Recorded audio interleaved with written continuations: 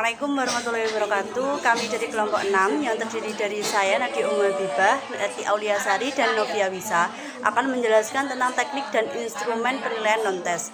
Yang di sini saya akan menjelaskan tentang bentuk-bentuk instrumen penilaian non-tes. Yang ada 3, yaitu yang pertama berupa angket, yang kedua pengamatan atau observasi, yang ketiga yaitu wawancara. Yang pertama tentang angket. Angket adalah sejumlah pertanyaan tertulis untuk memperoleh informasi dari responden sebagai laporan pribadi.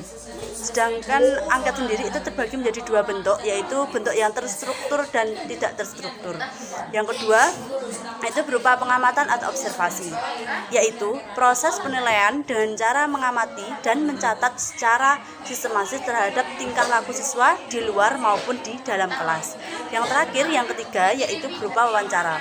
Wawancara adalah teknik untuk mendapatkan data dengan bertemu langsung dengan siswa atau face to face. Untuk penjelasan selanjutnya bisa diteruskan oleh Mbak Neti Auliasari dan Novia Wisa. Baiklah, saya akan melanjutkan pembahasan dari Mbak Nadia Umu tentang wawancara. Di sini saya akan menjelaskan tentang kelebihan wawancara. Di antaranya, wawancara dapat memberikan keterangan keadaan pribadi hal.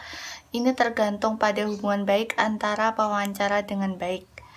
Kemudian, wawancara dapat dilaksanakan untuk setiap umur dan mudah dalam pelaksanaannya.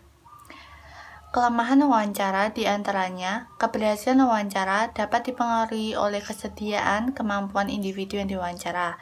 Selain itu, kelancaran wawancara dapat dipengaruhi oleh keadaan sekitar pelaksanaan wawancara. Selanjutnya saya akan membahas tentang observasi. Pengamatan atau observasi adalah proses penilaian dengan cara mengamati dan mencatat secara sistematis terhadap tingkah laku peserta didik di dalam kelas maupun di luar kelas. Langkah-langkah yang dapat ditempuh dalam membuat pedoman observasi langsung ada sebagai berikut. Yang pertama, terlebih dahulu lakukan observasi langsung terhadap suatu proses tingkah laku. Kemudian, setelah diketahui, penilai menentukan segi-segi mana dari perilaku tersebut yang akan diamati sehubungan dengan keperluannya. Selanjutnya, tentukan bentuk observasi tersebut. Observasi juga mempunyai beberapa kelebihan, di antaranya, observasi dapat memperoleh data sebagai aspek tingkah laku anak. Selain itu, dalam observasi memungkinkan pencatatan yang serempak dengan terjadinya suatu gejala atas kejadian yang penting. Observasi mempunyai kelemahan, di antaranya apabila si objek yang diobservasikan mengetahui kalau sedang diobservasi, maka tidak mustahil tingkah lakunya akan dibuat-buat dan supaya observer merasa senang. Selain itu, observer banyak tergantung kepada faktor-faktor yang tidak dapat dikontrol sebelumnya. Sekian pembahasan dari saya, kemudian akan dilanjutkan oleh Mbak Novia Widiasari.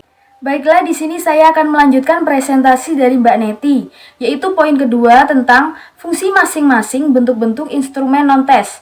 Di sini ada 3, yaitu yang pertama fungsi angket atau kuesioner, dan berfungsi sebagai mengumpulkan informasi sebagai bahan dasar dalam rangka penyusunan program. Yang kedua yaitu untuk menjamin validalitas informasi yang diperoleh dengan metode lain. Dan yang ketiga yaitu bisa digunakan untuk evaluasi program bimbingan konseling. Yang kedua yaitu fungsi wawancara.